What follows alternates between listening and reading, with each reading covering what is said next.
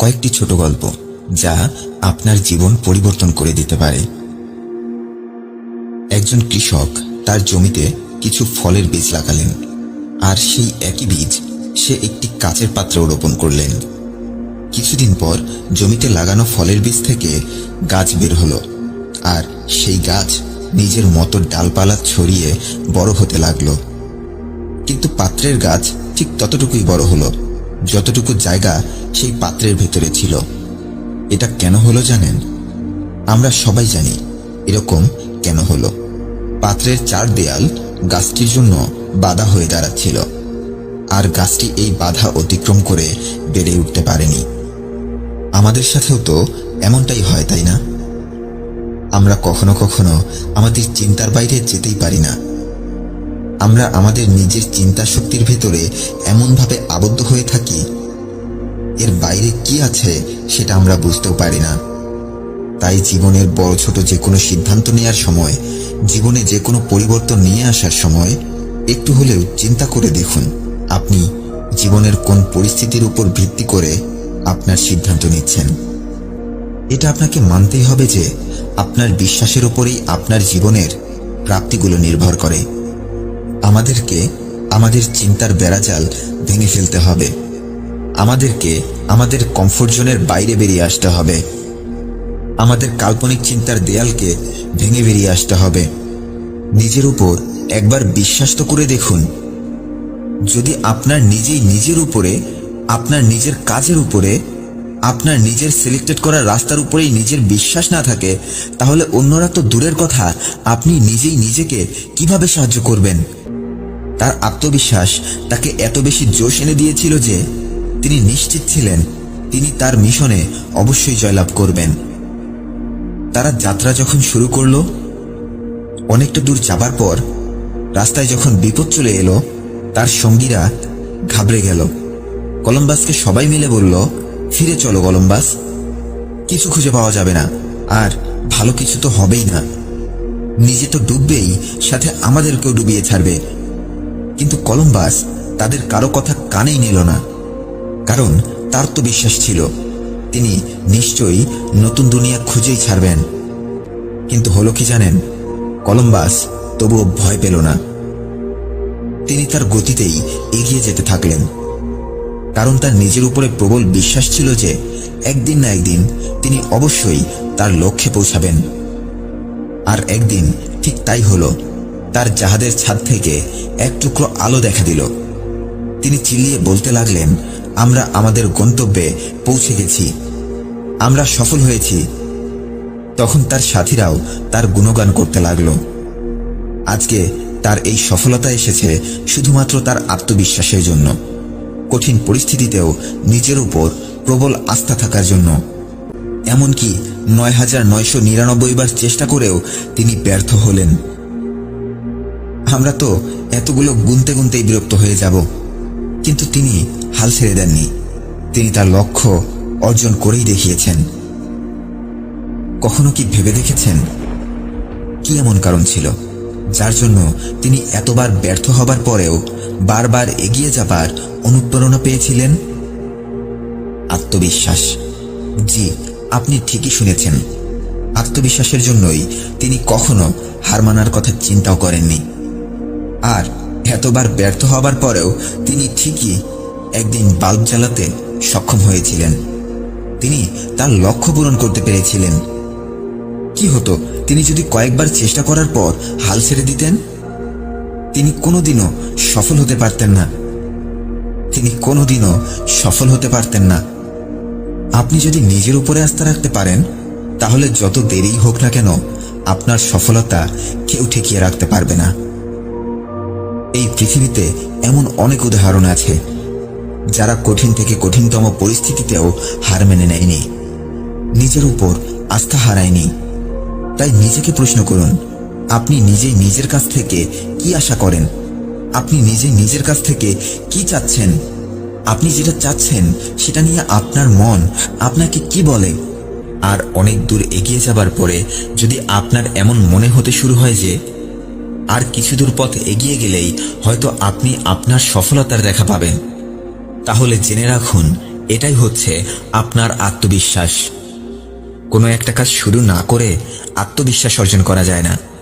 আপনি যে কাজটাতে আত্মবিশ্বাস অর্জন করতে চাচ্ছেন, আপনাকে সবার আগে সেই কাজটা শুরু করতে হবে। আর এই আত্মবিশ্বাস অর্জন করতে পারলে আপনার যে কোনো স্বপ্ন পূরণ করাটা আপনার জন্য অনেকটাই সহজ হয়ে যাবে। আত্মবিশ্বাস একবার ভেঙে গেলে সফলতা অর্জন করাটা প্রায় অসম্ভব হয়ে দাঁড়াবে। আপনি যদি সঠিক সময়ে সঠিক রাস্তায় সঠিকভাবে এগিয়ে যেতে পারেন, শুধুমাত্র তাহলেই মনে রাখুন, আপনার জীবনের সফল হবার সম্ভাবনা অনেক বেশি। আপনি যতটুকু চিন্তা করেন, চেষ্টা তার থেকে অনেক বেশি করুন। কিছু কিছু সময় জীবনে এমন অনেক সময় আসে, আমরা এমন পরিস্থিতিতে পড়ি যে কিভাবে কি করব বুঝতে পারি না। চিন্তার এক বিশাল পাহাড় এসে আমাদের কাঁধে পড়ে যায়। চারপাশে থাকা এমন বিশাল পাহাড় সরিয়ে রাস্তা খুঁজে বের করাটা অনেক কষ্টকর হয়ে যায়। কিন্তু আপনাকে তো বের হয়ে আসতে হবেই, সামনের দিকে তো এগিয়ে যেতে হবেই, মনোবল তো ধরে রাখতে হবেই, আর সব থেকে বেশি নিজের উপর ভরসা তো রাখতেই হবে। কারণ যদি নিজের উপরে ভরসা থাকে, তাহলে হাতুড় দিয়েও পাহাড় ভেঙে রাস্তা তৈরি করা সম্ভব। একবার এক লোক পার্কে বসেছিল। তিনি তার জীবনের প্রতি যথেষ্টই হতাশ, নিরাশ এবং উদাস হয়ে বসেছিলেন। তার মাথায় ছিল পাহাড় সমান ঋণের বোঝা। সেই লোকটা চিন্তায় পাগল হয়ে যাচ্ছিল প্রায়। সে একা একাই বসে বসে ভাবছিল, এতগুলো টাকা আমি কিভাবে শোধ করব? শুধুমাত্র একটাই রাস্তা আছে, আর সেটা হলো মৃত্যু। সে এগুলো ভাবছিলই, কিন্তু এমনই সময় তার পেছন থেকে একটা হাত এসে তার ঘাড়ে হাত রাখল। হাতটা ছিল একজন বৃদ্ধ মানুষের। তিনি তাকে জিজ্ঞেস করলেন, কি হয়েছে তোমার? আমি কি তোমাকে কোনো প্রকার সাহায্য করতে পারি? এটা শুনে লোকটি বলল, মৃত্যু ছাড়া কেউ আমার কোনো সাহায্য করতে পারবে না। বৃদ্ধ মানুষটি বলল, আরে কি এমন হয়ে গেছে যে তুমি মরে যেতে চাইছো? আমাকে বলো, কি সাহায্য লাগবে তোমার? আমি তোমাকে অবশ্যই সাহায্য করব। এবার ওই লোকটি রেগে গিয়ে বলল, আপনি আমাকে সাহায্য করবেন? আপনি আমাকে কি এমন সাহায্য করবেন? আমার $5 লাখ প্রয়োজন, আপনি দিবেন আমাকে? আমি বলেছিলাম না, মৃত্যু ব্যতীত আর কোনো কিছুই আমাকে সাহায্য করতে পারবে না।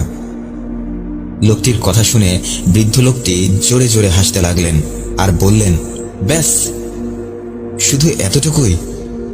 এতটুকুর জন্য তুমি মরে যাওয়ার কথা চিন্তা করছো? কথা বলতে বলতেই বৃদ্ধ লোকটি চেকবুক বের করে $5 লক্ষ সাইন করে লোকটিকে দিয়ে বললেন, এই নাও, এই চেকটি রাখো, আর এটা দিয়ে তোমার ধার পরিশোধ করে দিও। আর ঠিক 1 বছর পর এখানে এসে আমাকে এই টাকাটা ফেরত দিয়ে যাবে। আমার নাম জন ডিজুসা। আমাকে চিনতে পেরেছ নিশ্চয়ই? একটা বৃদ্ধ মানুষ যে আমাকে চেনেও না, সে আমার উপর এতটা বিশ্বাস করলো যে আমাকে $5 লাখ চেক দিয়ে চলে গেলেন। যদি একটা অপরিচিত মানুষ আমার উপরে এত বিশ্বাস করতে পারে, তাহলে আমি কি নিজের উপরে এতটুকুও বিশ্বাস করতে পারি না? তারপর লোকটি বাড়ি চলে গেল এবং তার চেকটি খুব যত্ন করে তুলে রাখল, আর নিজেই নিজের কাছে ওয়াদা করলো যে সে কঠোর পরিশ্রম করবে, দিনরাত এক করে মেহনত করে নিজেই নিজের ঋণের টাকা পরিশোধ করবে। এত পরিশ্রম করার পর যদি সে তার ধারের টাকা পরিশোধ করতে না পারে, তাহলে সে তখন এই চেকটির ব্যবহার করে তার ধারের টাকা পরিশোধ করে দেবে। এরপর 1 বছর হবার 3 মাস আগেই লোকটি তার সব ধার পরিশোধ করে ফেলল। নিজের ব্যবসা আবার নতুন করে শুরু করল। এখন সে তার দিন গুনতে শুরু করে দিল। ঠিক 1 বছর পর লোকটি সেই পার্কে গেল। জন ডিজুসার সাথে সে দেখা করে তার চেকটি ফেরত দিতে গেল। সেখানে গিয়ে বেশ কিছুক্ষণ অপেক্ষা করার পর লোকটি জন ডিজুসাকে দেখতে পেলেন। সাথে সাথে সে তার কাছে দৌড়ে গেলেন আর বললেন, আমি অনেক পরিশ্রম করেছি আর আমার ধারের টাকাও পরিশোধ করে দিয়েছি। আমি আপনার চেকটি থেকে একটা টাকাও তুলতে চাইনি। এমন সময় পেছন থেকে 2 জন নার্স এসে বৃদ্ধ লোকটিকে নিয়ে যাচ্ছিলেন। লোকটি ঘাবড়ে গিয়ে নার্সদেরকে জিজ্ঞেস করলেন, কি হয়েছে জন ডিজু স্যার? আপনারা ওনাকে কোথায় নিয়ে যাচ্ছেন? লোকটির কথা শুনে একজন নার্স হাসতে হাসতে বলল, ও, তার মানে উনি আপনাকেও চেক দিয়েছেন। পার্কের পাশে ওই দেয়ালটাতে দেখতে পাচ্ছেন, ওটাতে মানসিক হসপিটাল লেখা আছে। আর এই বৃদ্ধ একজন পাগল, আগের বছরই অ্যাডমিট হয়েছিলেন। এনার চেহারা জন ডিসুসার সাথে অনেকটাই মিলে যায়। এই বৃদ্ধ সবসময় পালিয়ে এই পার্কে আসে আর সবার কাছে নিজেকে জন ডিসুসা বলে পরিচয় দেয়। সবাইকে তাদের প্রয়োজন অনুসারে একটি করে চেক দিয়ে চলে যায়।